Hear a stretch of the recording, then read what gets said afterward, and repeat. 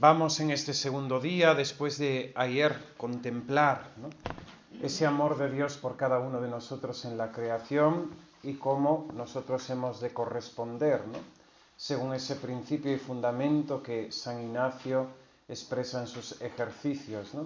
Hemos sido creados para Dios, para conocerle, amarle y servirle en esta vida y mediante esto salvar nuestra alma. Y ante ese fin de nuestra existencia está nuestra realidad, la realidad de nuestro pecado. Vamos a pedirle al Señor el conocimiento de nuestros pecados y no para fijarnos en ellos, nos dice San Pedro Julián Aymar de forma obsesiva, sino más bien para contemplar la bondad de Dios, su misericordia para con nosotros, que a pesar de nuestro pecado, a pesar de nuestra rebelión, el Señor ha permanecido fiel, amándonos y dándonos la gracia del perdón. Por eso hemos de pedir al Señor la gracia de la contrición, ese dolor sobrenatural con el que hemos de llorar y apenarnos por nuestros pecados, los de la vida pasada y los de la vida presente. Dice el Padre Pío que el recuerdo de los pecados de la vida pasada solo sirven para amar más a Dios, es decir, para que reconociendo la misericordia de Dios, ahora le amemos más en el presente. Por eso hemos de pedirle a nuestro Señor Jesucristo unirnos a Él en esa hora del huerto de los olivos, de su angustia, de su terror ante la muerte, y pedirle a nosotros que nos dé esa contrición y la gracia de llorar nuestros pecados. No hemos de fijarnos demasiado, ¿no?, en nuestros pecados, sino más bien en la gracia, en la misericordia que Dios ha tenido con nosotros. Fijaos que un defecto muy frecuente en nuestra oración, en nuestra vida de fe, en nuestra relación con el Señor es ponernos nosotros en el centro, estar continuamente mirándonos a nosotros mismos, considerar nosotros lo nuestro, cómo estamos, cómo nos sentimos, lo que hemos hecho, lo que hemos dejado de hacer. Y realmente tenemos que pasar a ese maravillarnos, asombrarnos, contemplar la grandeza del Señor, que a pesar de nuestra miseria nos ama tanto y nos perdona tanto. Hemos de sufrir con espíritu de penitencia las pruebas que nos vengan durante los ejercicios. Normalmente la contemplación del pecado, ¿no?, pues nos lleva a un sentimiento de culpa grande, ¿no?, que nos hace estar afligidos. Ofrezcámoselo al Señor con alegría y con perseverancia, con paciencia. Bien, vamos a considerar en primer lugar, ¿no?, los enemigos del alma, demonio, mundo y carne, ¿no? Vamos a ver ese mundo, ¿no?, que se contrapone en sus máximas a lo que Dios nos pide, a lo que Dios nos enseña. Leemos del libro del Eclesiastés, el comienzo, ese texto tan hermoso de vanidad de vanidades. Vanidad de vanidades, dice Coelet. Vanidad de vanidades, todo es vanidad. ¿Qué saca el hombre de todos los afanes con que se afana bajo el sol? Una generación se va, otra generación viene, pero la tierra siempre permanece. Sale el sol, se pone el sol, se afana por llegar a su puesto y de allí vuelve a salir. Sopla hacia el sur, gira al norte, gira que te gira el viento y vuelve el viento a girar. Todos los ríos se encaminan al mar y el mar nunca se llena, pero siempre se encaminan los ríos al mismo sitio. Todas las cosas cansan y nadie es capaz de explicarlas. No se sacian los ojos de ver, ni se hartan los oídos de oír. Lo que pasó volverá a pasar, lo que ocurrió volverá a ocurrir. Nada hay nuevo bajo el sol. De algunas cosas se dice, mira, esto es nuevo. Sin embargo, ya sucedió en otros tiempos, mucho antes que nosotros. Nadie se acuerda de los antiguos y lo mismo pasará con los que vengan. Sus sucesores no se acordarán de ellos. Yo, Coelet, fui rey de Israel en Jerusalén. Me dediqué a investigar y a explorar con método todo lo que se hace bajo el cielo. Triste tarea dediqué a investigar y a explorar con método todo lo que se hace bajo el cielo. Triste tarea ha dado Dios a los hombres para que se ocupen en ella. Examiné todas las acciones que se realizan bajo el sol y comprendí que todo es vanidad y caza de viento. Lo torcido no se puede enderezar, lo que falta no se puede calcular, y me dije, aquí estoy yo, que he acumulado tanta sabiduría, incluso más que mis predecesores en Jerusalén. Mi mente alcanzó sabiduría y conocimiento incalculable. Me dediqué a estudiar la sabiduría y el conocimiento, la locura y la necedad, y comprendí que también eso es caza de viento, pues a más sabiduría, más pesadumbre, a más conocimiento, más sufrimiento. Parece que Salomón, ¿verdad?, tiene ese pensamiento totalmente negativo, ¿no?, pesimista acerca de la existencia, ¿no?, pero experimenta la nada de las cosas, ¿no?, la nada de las cosas, vanidad de vanidades, todo es vanidad porque todo se pasa, ¿no? Y eso es lo que hemos de estar nosotros, renovar ese convencimiento, que el mundo no es nada y Dios lo es todo. Cuando en su edad joven tomaron la resolución de consagrarse a Dios en la vocación a la vida religiosa, fue por este convencimiento. El mundo es nada y Dios lo es todo. El mundo es nada y Dios lo es todo. Una decisión, una entrega al Señor que lógicamente pues ha tenido sus momentos de fervor, de entrega, pero también lógicamente por nuestra condición pecadora, por nuestra fragilidad, por nuestra torpeza, también esa entrega al Señor de infidelidad, de tentación, de vamos a reservarnos un poco, ¿no? Ese dicho que se suele decir en las comunidades religiosas, ¿no? En comunidad no muestres habilidad, ¿no? Esa astucia, ¿no?, para decir, para que no me encarguen las cosas, para no ser la tonta, pues no muestro la habilidad, me reservo un poquito, ¿no? Hicieron esa consagración a Dios, tomaron la decisión de seguirle en la vocación de dama catequista, convencidas de que el mundo nada les podía ofrecer que fuese permanente. Y escogieron la mejor parte, como María, la del Evangelio. En el mundo, como nos dice Coelet en su libro Eclesiastés, nada hay permanente. Todo es vanidad, es decir, todo cambia, todo se desvanece, ¿no? Lo que nos puede ofrecer se va. ¿Qué ofrece el mundo? El mundo ofrece diversión, pero la diversión se termina. El mundo nos ofrece dinero, pero el dinero se agota. El mundo nos ofrece éxito, pero el éxito también puede cambiar. ¿Y cuántas historias en la humanidad de ofertas que el mundo ha tentado y todo eso ha quedado en nada? Grandes personajes que han terminado en la peor de las desgracias, solos, abandonados o en la miseria, ¿no? El mundo no puede ofrecernos nada, ¿no? Todos sus bienes, dice San Pedro Julián Eymar, se resuelven en vanidad, en decepción y amargura. Fijaos que el corazón del hombre ansía la felicidad y buscamos la felicidad en las cosas que no nos las pueden dar.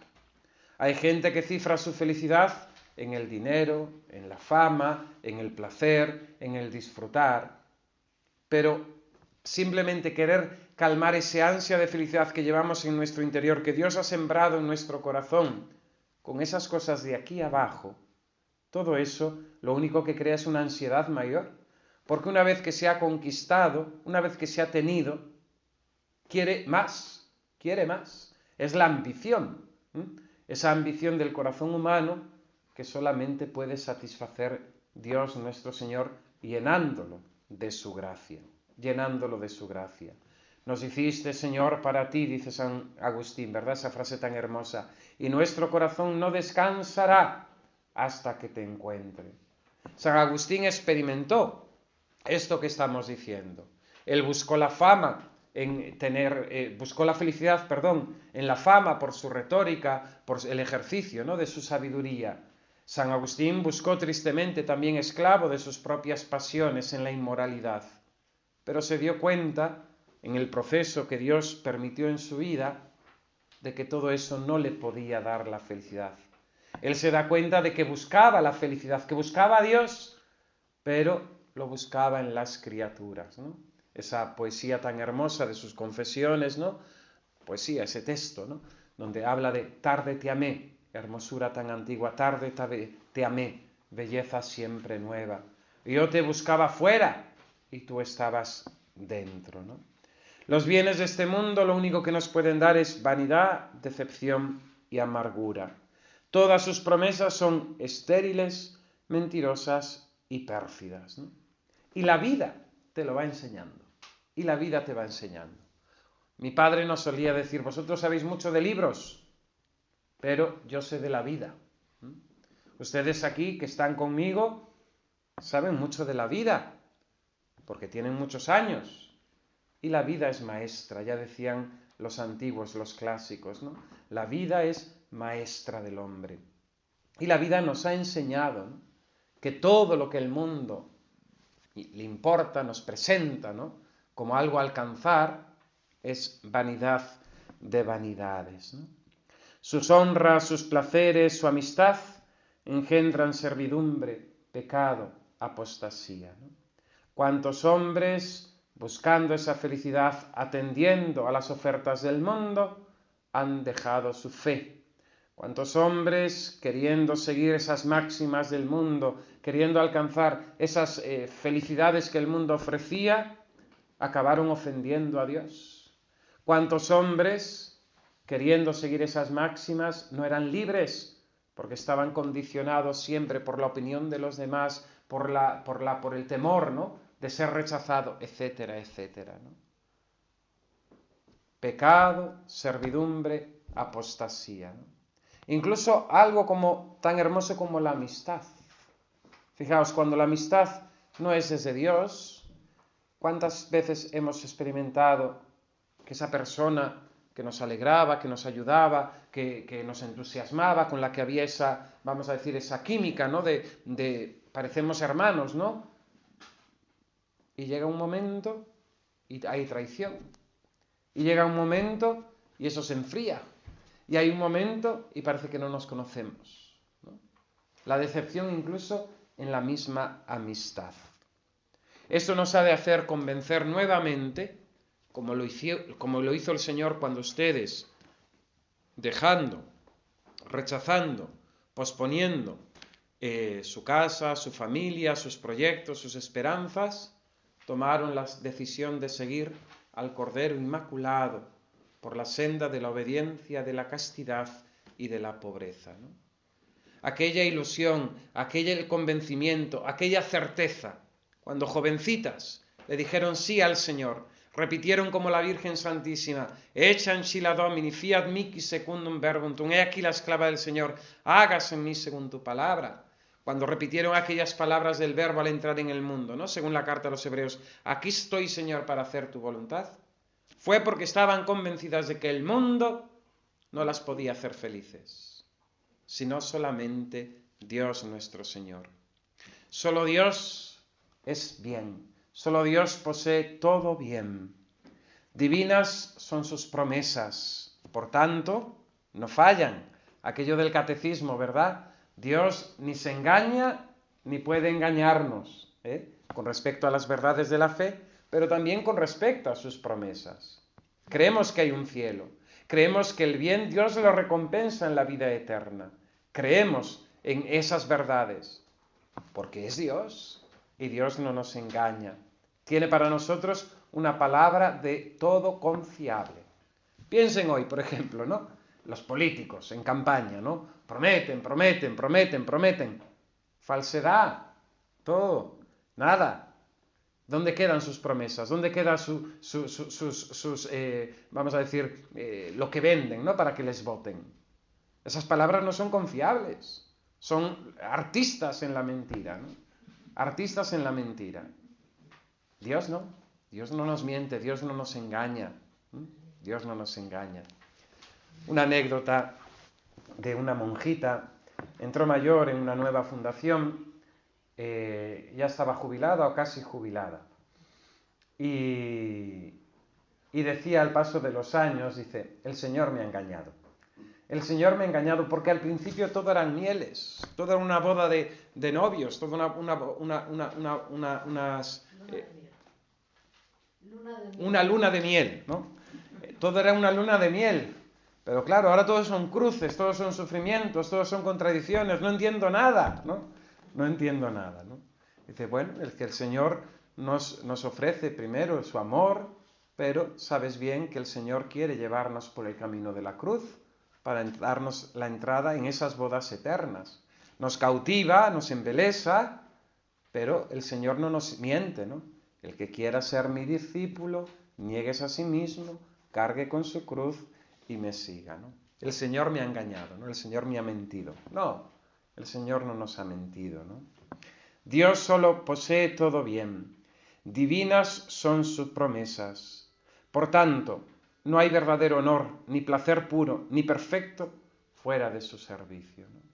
Tenemos que sentirnos privilegiados en el amor, porque el Señor nos ha escogido, decíamos ayer, nos ha traído a su iglesia y dentro de la iglesia nos ha llamado a esta vocación de la vida religiosa que tiene esa dimensión profética de anunciar ya en este mundo aquello que será la vida del cielo, aquello que Santa Teresa en su poesía dice, solo Dios basta, y aquello que el hermano Rafael quedó simplemente en solo Dios, solo Dios, yo y solo Dios, Dios y yo. El mundo solo puede hacerme desgraciada al hacerme culpable, ¿no? Con el mundo entendemos la realidad del pecado, entendemos a ese demonio que nos tienta, entendemos ese mundo con sus máximas, entendemos nuestra propia carne, nuestras propias pasiones. Y con lo que nos ofrecen, lo único que pueden hacernos es eso, culpables, desgraciados, porque nos llevan en contra de Dios, ¿no? Solamente, únicamente Dios puede hacerme feliz, dándome la gracia, haciéndome santa, llevándome al cielo, ¿no?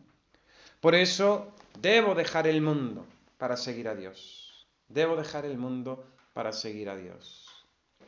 Ustedes lo hicieron. El que deje casa, padre, madre, hijos, tierras, por mí, tendrá la vida eterna, ¿no? Recibirá 100 veces más y la vida eterna, con trabajos y sufrimientos en este mundo, ¿no? Lo hicieron, pero hay que resolvernos nuevamente. ¿Por qué? ¿Cuál es la gran crisis de la vida religiosa? ¿Cuál es la gran crisis de la Iglesia de nuestro siglo, de nuestro momento actual? La mundanidad. El pecado de la mundanidad. Nos hemos convertido al mundo, a sus máximas, a sus criterios, a sus formas, a su pensamiento. Un papa en los años 60 dijo de aquello de es necesario abrir la iglesia de par en par, ventanas y puertas al mundo. ¿Y qué pasó? Que el mundo entró de lleno. Pero el mundo, no las almas, para convertirse a Dios. Entró la mundanidad. La mundanidad. Y ese es tristemente lo que hoy tenemos en nuestro tiempo. Religiosos que no quieren ser religiosos, sino que quieren ser como la gente de la calle. Ustedes siempre han tenido una acción directa, ¿no? hacia los obreros y hacia el apostolado, ¿no? La Iglesia les permitió no llevar hábito en la calle para poder facilitar ese apostolado, ¿no? Como alguna otra congregación de esa época de principios del siglo XX, finales del XIX, principios del XX. Pero, ¿cuántas monjas en los años 60, 70 se quitaron sus hábitos para estar con la gente, ¿no? En Galicia, unas monjas, no voy a decir la congregación ni el lugar, eran de zona costera, se habían dedicado, eran maestras de la enseñanza, además de cierto nivel social, el colegio tenía pues alumnas de cierta posición social, y aquellas monjas se volvieron locas y se pusieron a marisquear. En Galicia, en la playa, pues es un trabajo normalmente de mujeres, porque los hombres lo hacen en barco con otra herramienta, pero la mujer en la arena, cuando baja la mar, mi madre es mariscadora, fue mariscadora, ya está jubilada, Y con pues el azada y cosas estas, levantando, pues cogen, pues eso, los berberechos, las almejas, estas cosas, ¿no? Y estas monjas dejaron el colegio y se pusieron a mariscar, ¿no? Entonces la gente del pueblo, las mujeres, le dijeron, ¿pero qué se creen ustedes? ¿No le llegan ya con lo que tienen que dar clase, que nos vienen a quitar a nosotros el pan, ¿no? Ellas querían estar con la gente. Y no entendieron nada. No entendieron nada, ¿no? No entendieron lo que la Iglesia les pedía, ¿no? Y en ese sentido, pues muchos perdieron la cabeza. Perdieron la cabeza. Se fueron a las cosas del mundo. Y la Iglesia no es experta. Fijaos, ahora estamos obsesionados con organizar cosas para jóvenes. Al modo mundano. Le hacemos conciertos, le hacemos fiestas, excursiones, etc. Pero es que la Iglesia no es experta en eso, además lo hacemos mal. El que sabe de fiestas es el mundo. El que sabe de diversiones es el mundo. La Iglesia no sabe. Y lo que hacemos es un churro que no vale para nada y lo único que favorece pues son eso. Jóvenes, medio clericales, medio monjiles, medio pusilánimes, con su guitarrita y sus cancioncitas, pero que nada. Nosotros no somos expertos en las cosas del mundo. Nosotros tenemos que ser expertos en las cosas de Dios. En las cosas de Dios. Y es lo que la Iglesia tiene que ofrecer al mundo. Y es lo que yo como religioso, como consagrado, tengo que ofrecer al mundo. El testimonio de solo Dios. Aquello de San Francisco, ¿verdad? A sus frailes. Id por las calles y predicad. Y si conviene, si es necesario, hablad. El religioso por su sola existencia, por su sola presencia, por su consagración, también por el signo externo del hábito, predica, anuncia. Saben que las hijas de la caridad fueron de las monjas así, últimas en sacarse el hábito. Claro, las hijas de la caridad que habían sido la congregación más numerosa, y siguen siendo la congregación más numerosa, pero claro, los números han bajado tremendamente, de la historia de la Iglesia, ¿no? La congregación femenina más numerosa, ¿no? Y cuando empezaron a sacarse el hábito, un sacerdote que yo conocí escribió a la superiora general y le dice, le escribió con todo el respeto, viendo pues la realidad que se estaba dando, y le dice, madre, piense simplemente que en una ciudad a oscuras, si se apagan las farolas en medio de la noche, no se ve nada. Cada hija de la caridad es una farola en la noche del mundo, que con su sola presencia, con su hábito, allí donde tienen sus apostolados, está hablando de Dios, hablando de Dios. Pero pensamos al criterio mundano, Yo me pregunto, ¿se ha hecho un examen de conciencia sobre esto? ¿Nos hemos acercado más al mundo o el mundo se ha alejado más de nosotros? Dios, que es divinamente bueno, me ayuda a separarme del mundo, a veces permitiendo el castigo, ¿no? Porque me he dejado arrastrar por él. Sufro, me hace sufrir por medio de las criaturas para que no les cobre demasiada afición. Me inspira hastío y aislamiento para todo lo que no es Dios. Dios muchas veces tiene que permitir el castigo, ¿no? Lo leemos en el Antiguo Testamento, tiene que infligirnos el castigo. Es algo que a la gente de hoy no le gusta, que lo hemos eliminado de la teología y de la predicación. Dios, dice el Catecismo, es remunerador, premia a los buenos y castiga a los malos. Dios es remunerador, porque pensemos en un juez que es indiferente ante el bien y el mal, que tiene el mismo trato y los mismos derechos el delincuente como aquella persona honrada. Esto sería un desastre. Que aquel que paga sus impuestos sea tratado igual que aquel que no los paga. ¿Dónde cabe eso? Es fuera del sentido común. Dios es remunerador. Nos dice la carta a los hebreos que Dios prueba a sus hijos con el sufrimiento. En el Antiguo Testamento, es que ese Dios era muy violento, era un Dios malo. Dios, ¿por qué castiga? ¿Por ver sufriendo a sus hijos? No. Pero el padre, cuando tiene que educar a sus hijos, sabe que a veces el castigo es un medio educativo, pedagógico, para que el niño se dé cuenta. Ustedes que han estado con la gente, saben que hay personas que simplemente con que se le indique, incluso a veces sin que se le indique, por su buena voluntad, por su disposición, hacen las cosas bien. Pero ustedes también saben que hay ciertas personas que son torpes. Hay algunos que no aprenden más que a golpes. Y no estoy justificando aquí la violencia, Pues nosotros, muchas veces Dios tiene que darnos golpes porque si no, no nos damos cuenta de las cosas. Y al pueblo de Israel en el Antiguo Testamento, el Señor de vez en cuando le tenía que dar vara porque si no, no eran capaces de entender que se habían ido a la idolatría, de que estaban fuera de los mandamientos del Señor, que se habían prostituido, ¿no? Esas palabras salen en el Antiguo Testamento, ¿no? Pero el fin del castigo siempre es atraer nuevamente al amor. Siempre nuevamente al amor. El Dios de la alianza. Y así es Dios. Si permite que el pueblo vaya a la esclavitud de Egipto, es para que el Señor nuevamente aparezca su fuerza, su poder, librándoles.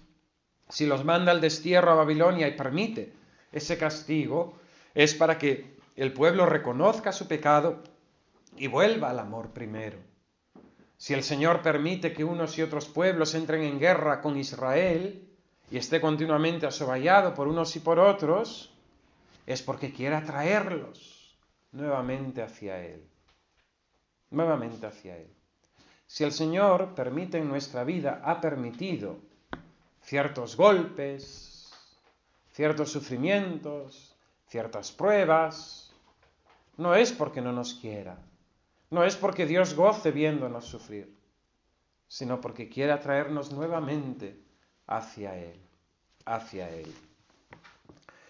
Dios nos da la gracia siempre de comprender que Él es el único bien, mi único fin, y el mundo solo un calvario. Dice San Francisco, Dios es todo bien, sumo bien, eterno bien. Por tanto, nosotros como San Pablo hemos de resolvernos a querer estar crucificados para el mundo y que el mundo esté crucificado para nosotros. Es el sentido, por ejemplo, de los hábitos oscuros. ¿Qué significa la sotana? Estoy crucificado al mundo y el mundo para mí. Estoy muerto para el mundo, voy de negro, estoy muerto para el mundo y el mundo está muerto para mí. El mundo ha olvidado, menospreciado, perseguido a Jesucristo, Dios y esposo divino mío, y quiero recibir igual trato con Él. Claro, esto es un nivel grande. El tercer grado de humildad de San Ignacio, ¿verdad? Escoger con Cristo humillado la humillación, con Cristo menospreciado el menosprecio, con Cristo abatido el abatimiento, ¿no? Tercer grado de humildad. Claro, ese nivel de alma, de vida espiritual, de deseo, de amor, es grande, es muy grande, ¿no? Por tanto, he de mortificar, combatir todos esos afectos desordenados a las criaturas, al poseer, al tener, al ser, al aparentar, al querer. Yo creo que alguna vez también ya les he hablado en algún retiro, ¿verdad?, de las letanías de Merry del Val, ¿no? Las letanías de la humildad. Eso es una garlopa a lo divino, ¿no?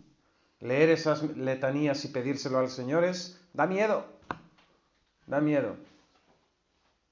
¿Por qué? Porque curan esta soberbia que hay en nosotros, ¿no? Y ese amor al mundo. Estaré sobre aviso contra las inclinaciones demasiado naturales, ¿no? De mis antipatías, de mis simpatías, de lo que me gusta a mí o no me gusta a mí. Conocía esta religiosa que se había quejado, ¿no? De el Señor me ha engañado, ¿no?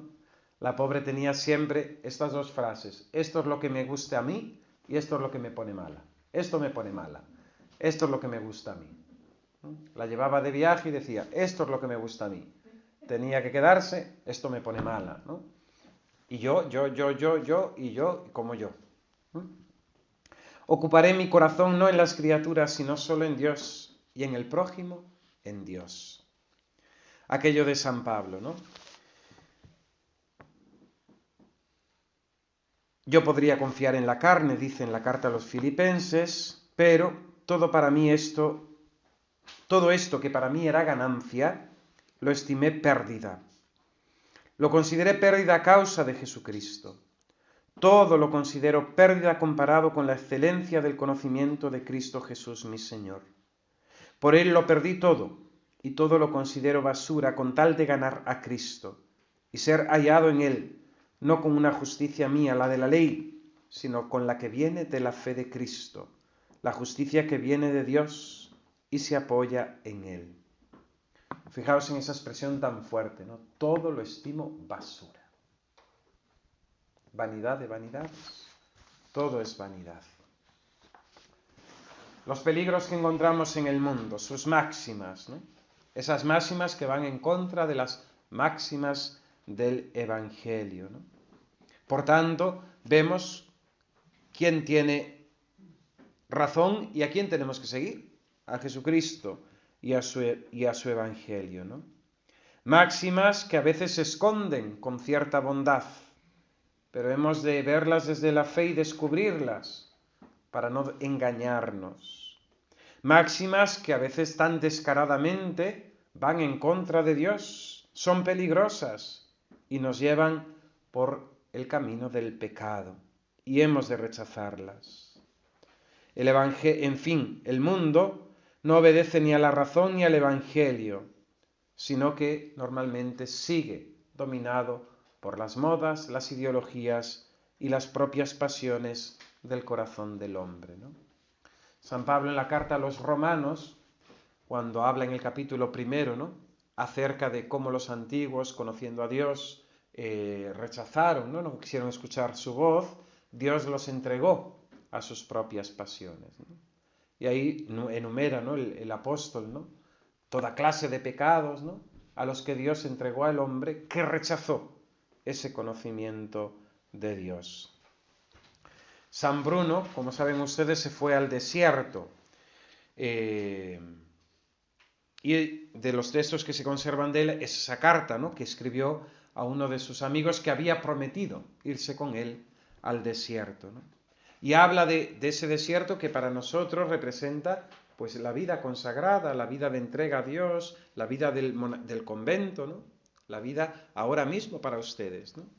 Y dice: cuánta utilidad, cuánto gozo divino traen consigo la soledad y el silencio del desierto.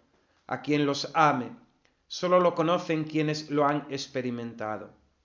Aquí los hombres esforzados pueden recogerse en su interior cuanto quieran, morar consigo, cultivar sin cesar los gérmenes de las virtudes y alimentarse felizmente de los frutos del paraíso.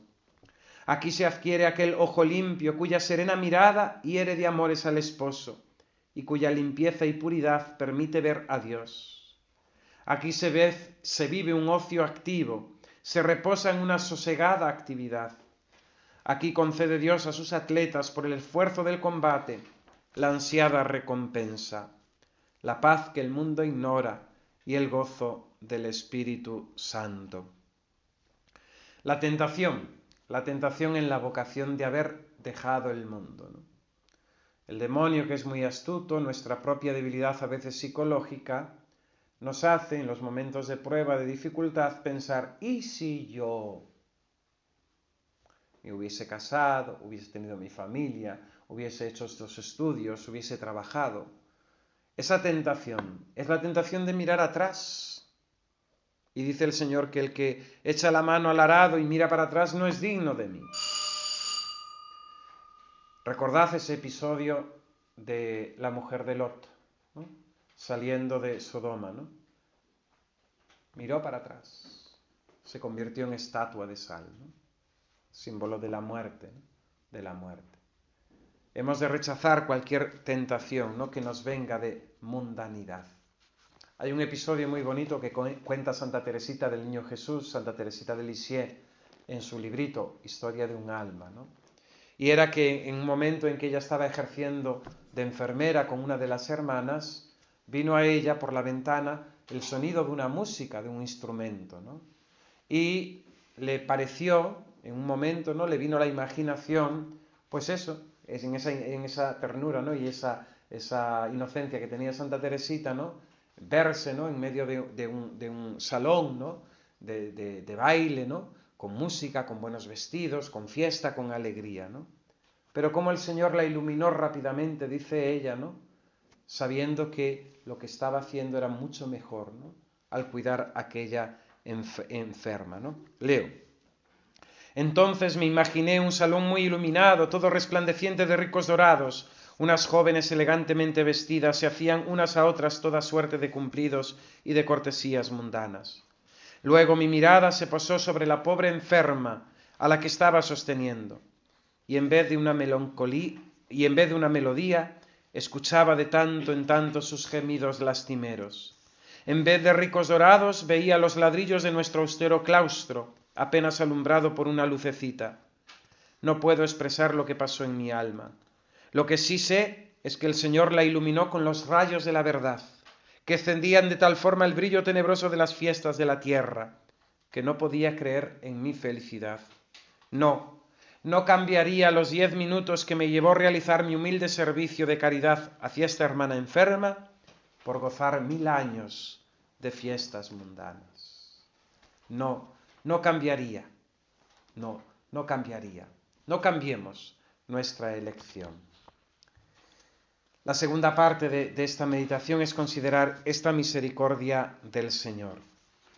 Podemos recordar, no la voy a leer, la parábola del hijo pródigo, de ese hijo que se va de la casa del padre, que gasta esa herencia, que experimenta, ¿no?, la realidad del alejamiento de la casa del padre, criando pues cerdos, que era lo más bajo en lo que podía caer un judío, ¿no?, y deseando comer el mismo alimento que los cerdos comían, ¿no?, porque estaba pasando hambre, ¿no?, hambre, y decide: voy a volver a la casa de mi padre.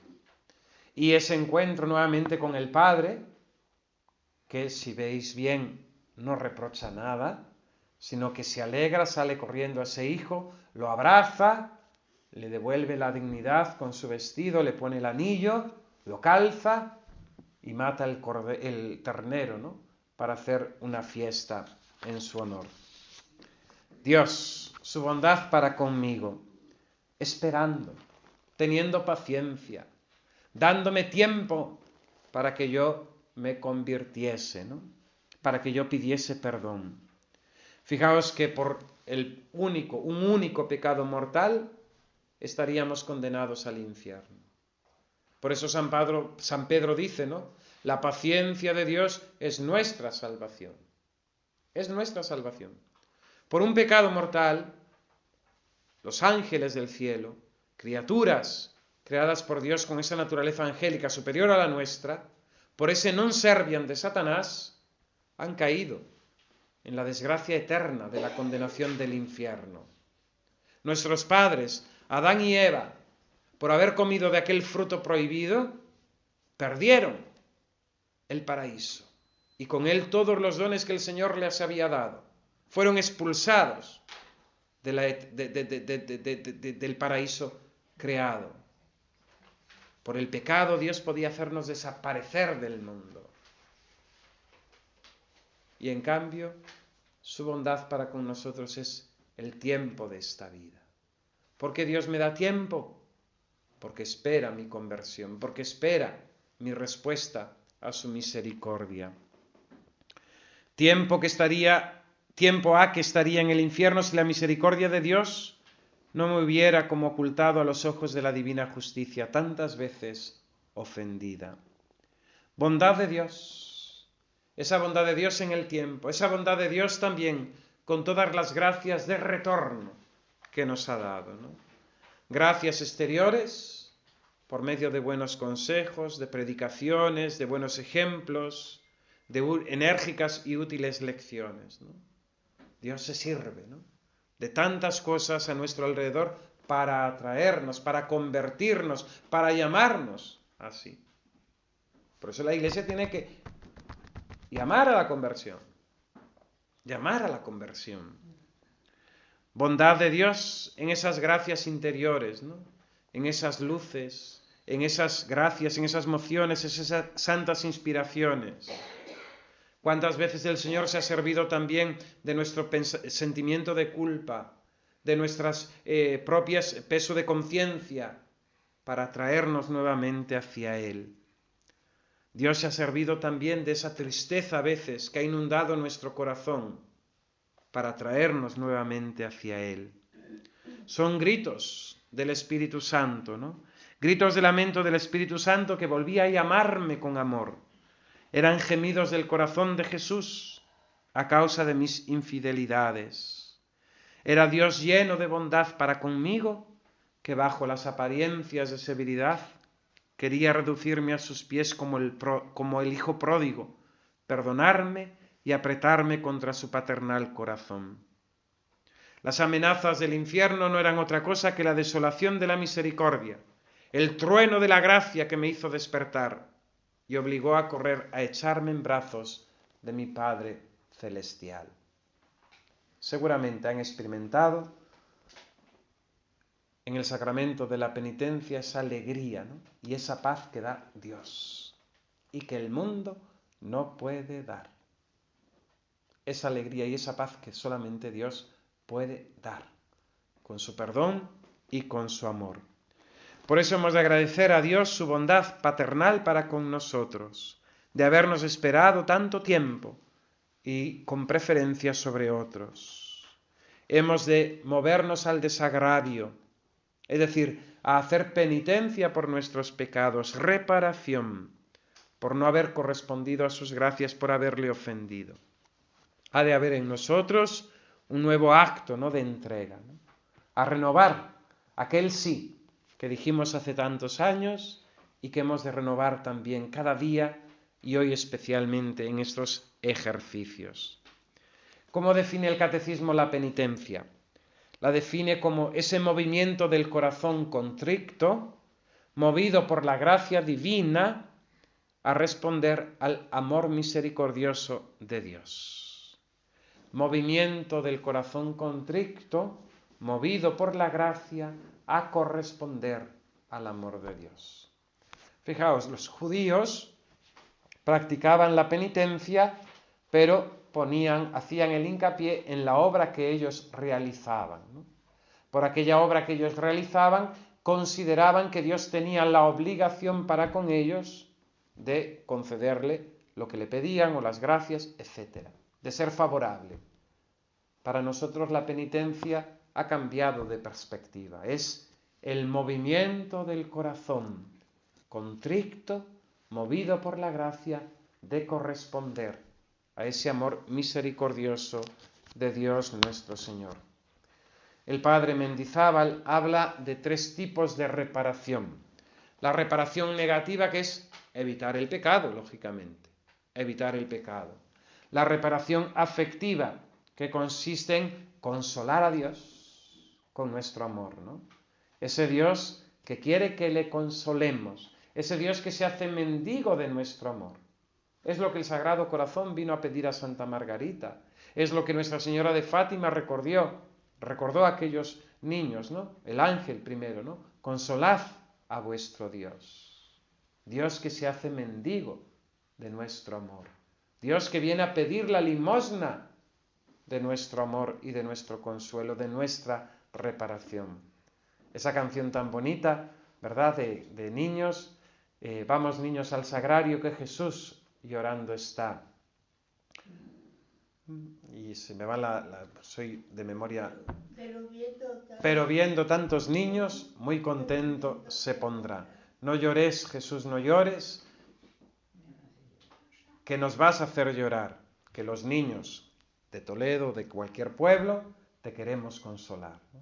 Vamos almas al sagrario que Jesús llorando está. Esa reparación negativa, evitar el pecado, esa reparación afectiva, que es la de consolar al Señor, y esa reparación aflictiva, es decir, expiando nuestros propios pecados, pero también los pecados de la humanidad, ¿no?, mediante nuestras penitencias, mortificaciones, sacrificios. Bueno, pues lo damos por terminado, esta meditación de la mañana. Te damos gracias, Señor, por los beneficios recibidos de tu mano generosa, por Jesucristo nuestro Señor. Amén. Gloria al Padre, y al Hijo, y al Espíritu Santo.